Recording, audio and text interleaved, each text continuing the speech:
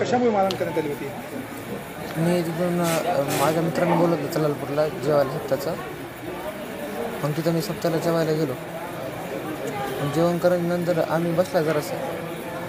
मग तिथं आहे ना तिथले त्या लोकांची भांडणं लागली की मग मी तिथं फक्त बघायला होतो, लांब म्हणजे साईडला होतो.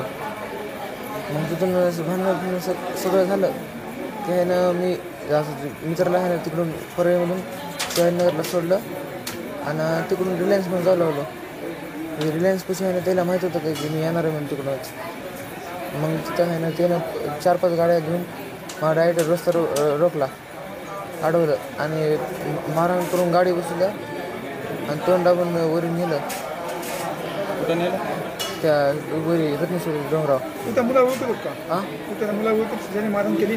आता बघितल्यास ओळखते. नेमकी तिथं तुला मारहाण करताना काय बोलत होते का ते काय? हां, बोलत होते काय म्हणत होते? ह्याला सोडायचं नाही, आता ह्याला मारून टाकायचं आणि ह्याचा संत देशमुख पार्टूच करायचा, ह्याला सोडायचंच नाही आता. या प्रकरणामध्ये आता 10 मुलांवर गुन्हा दाखल करण्यात आलेला आहे. 7 लोकांना पोलिसांनी ताब्यात घेतलेलं आहे. तुझी काय मागणी असणार आता? त्याला सोडायचंच नाही, त्याला फाशीच द्यावा. ते मारून टाकत होते, त्याला माणसानं बघितलं नसतं तर मी जिथंच राहत नव्हतो. काय हत्यार होते त्यांच्या? ते तसली म्हणजे कत्ती होत्या, अजून लोखंडाचे रॉड होते, असे बांबू होते म्हणजे लाकूड.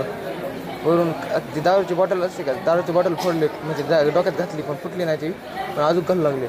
माणसानं वाचलं नाही तर दारू वगैरे